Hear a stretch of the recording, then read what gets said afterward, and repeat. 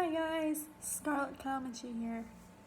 Today, I didn't really do anything spectacular, so I thought I would share something else different.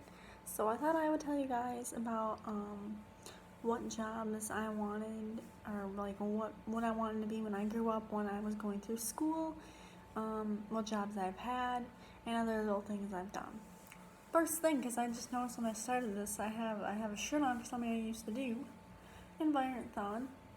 It's something my school did, and it was basically you had a team of 5 people, and you each had a subject to cover, and it was like about an environmental issue. At the beginning of the Environthon season, you get a document saying like what this year's theme is, or what the problem is that you need to help solve, and you need to basically come up with an oral presentation and like a visual aid, and you're gonna give a speech to like DNR people basically, or people that work with like the environment, and you can go up there and give your speech. We have a team of 5 people. I was an alternate for 2 years, and then I was on a team for junior and senior year of high school, and my team got 3rd place both of those years, so we went to state. We didn't place anywhere high in state, but I went to state as an alternate twice too. But I just tagged along, and it was so much fun. Going on. Team of 5 people. I was wildlife the 2 years that I had been on a team. Then there's aquatics.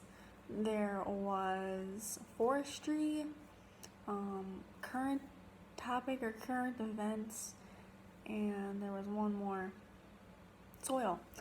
And then you would, on the day of like the regionals, you would go there and you have like your stations for all the subjects, and you go and they talk for a little bit, and then you take a test. So what my Environthon team did is whoever was in their topic area, you had to study a bunch of stuff, so you would have knowledge in this area. So when you guys went to take the test, like everybody helped out, but there was one person who knew mainly what they were doing for that whole thing. As an alternate, I looked at everything. I still kind of looked at everything when I was on a team, but I had to mainly focus on wildlife and then learning my speech. Both times I had a speech, and then I actually, for one of the alternate years, someone couldn't come to the presentation, so I actually filled in their spot. But it's like I made sure to practice that speech so hard, but I have like weird social anxiety. I'm introverted. It's like I want to do these things and I can do them, but like my stress and anxiety level is like up here. But it's like I wanted to do these things, and it's something I'm passionate about, and I want to share what I knew and what I've done so hard. I literally had the whole speech memorized. I didn't have to look at a note card, because I was so worried about messing up that I had to glance down at my note card. I didn't stare at my note card by any means. I made eye contact. I had to physically remind myself, you need to be looking at the people that you're talking to.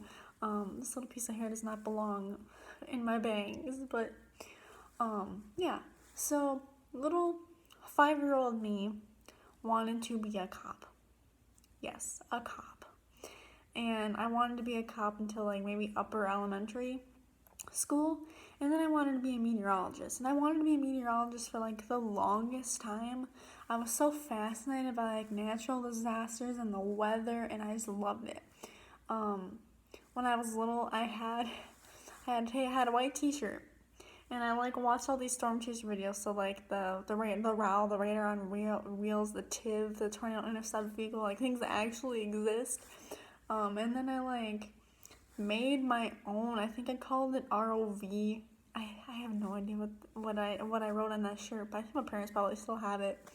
But I drew clouds on, and tornadoes and lightning, and then whenever a storm was coming, even if it was just rain, I'd run outside and I'd have an umbrella and a backpack, and I'd be pretending I'm chasing a storm. And then I remember one time we actually had a thunderstorm come through, and I remember sitting in the back of my dad's Chevy pickup truck, and I'm sitting there with our Atlas, and I'm like looking at like I'm trying to be the people in the storm chaser, but flipping through a map and they're trying to figure out what roads to take.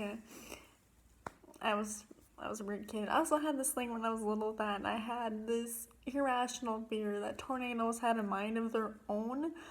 So I was like, during the day I was fine. I'd watch all these storm things. Like I even watched them at night, even though I was terrified to watch them at night because tornadoes will eat you.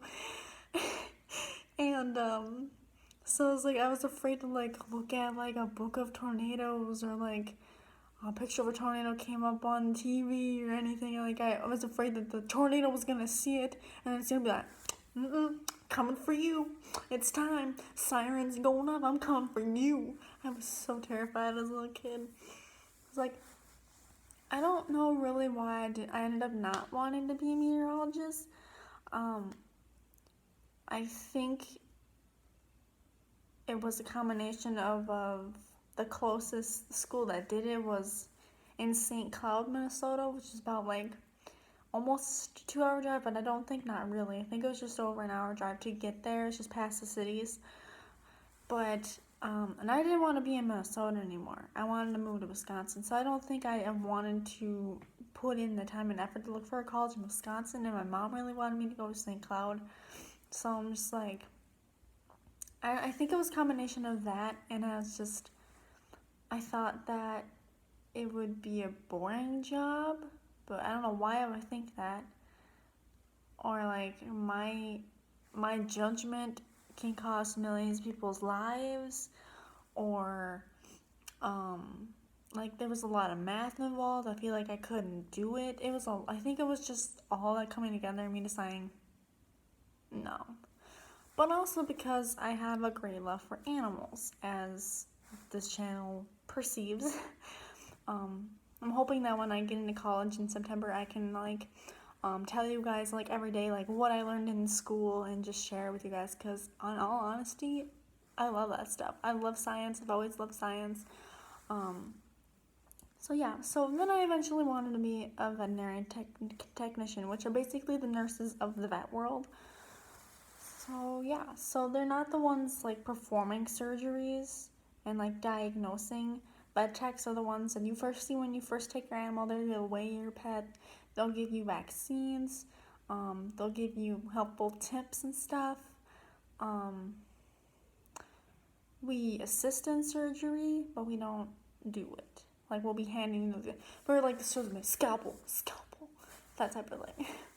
Now moving on to the jobs that I've had, which I kind of talked about this in my last video, but I had 2 jobs my senior year of high school. I worked in a town that was a 35-minute drive away from my home, and I only had to go there on Saturdays, and then I worked every other day of the week at a childcare job that happened right after school. It was in my school building, so I just had to leave my 8th hour class, which was my last hour of the day, and then go to work. And Sunday was my only free day. And I wasn't even free on Sundays because I either had a 4-H meeting to go to, a 4-H event to go to, and then I was also teaching Sunday school until summer hit. So, so during my senior year, I had 2 jobs. I worked at a bakery, which was the one that was a 35-minute drive away from my house. And then I worked in childcare. I was at the school.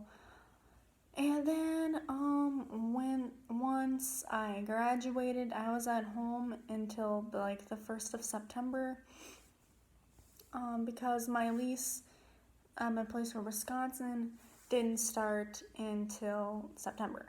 Now, I had originally gotten accepted to a college in Wisconsin, but they went bankrupt. So I had leased this place thinking I was going to college there, but ended up not going. So I was basically just stuck there for my lease was for a year, but I paid the rest of it off because I wanted to move out here and have enough time to find an apartment, get a job, which I'm glad I did, because I moved here in March and did not get an apartment until 3 weeks ago. And it's July, almost August. And I start school in September, and I'm still trying to find a job for 3 weeks. So I'm really glad I did that. And so then I moved in March to come out here in Washington State. But when I was in Wisconsin, I worked at a Super 8, which is a hotel, and I was a housekeeper. So the other things I did, I'm gonna make this quick.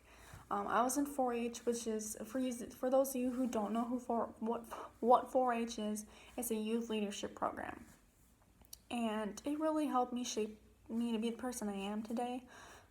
Even though like once I had 2 jobs, it was just so much work, and I was president of my 4-H club because the only person that was like seemed fit enough to do it, she couldn't do it because she had done it for, I think, like her amount of time was up, and it's like I was the second only oldest because we had a lot of younger members, and I'm just like, I'm gonna have to do this again. So I did. It was just a lot of work my senior year because I had 2 jobs. The first year I was president, I enjoyed it. I had time to do it. Procrastination still, but who doesn't? I'm gonna try and not procrastinate when I get my homework for college. I'm actually super excited about college. But the last thing that I did outside of school was I was a Sunday school teacher for my church. And I taught Sunday school for 1st and 2nd graders for 2 years. And I actually really like that. I had there was like, normally like, I think like the week before Easter, I had like a lot of kids in my class. When really I'd only have like on a regular basis, I think the most I had enrolled was like 4. And then only like 2, like 1 to 4 would show up. It was a small church in the countryside, so small congregation. And then when I moved to Washington State, I'm going to a church now with even less people. But that was back that's like a town that's like 2 hours away from where I am now. And it was only half an hour away from where I was staying with my boyfriend's family. So I'm not gonna be able to. I like that congregation, so I'm not gonna be able to go as much as I would want to, but I am still going to go, and then I'm gonna try and find a church in the town I'm in right now. So yeah, well, that is all. So bye guys, pucks asleep.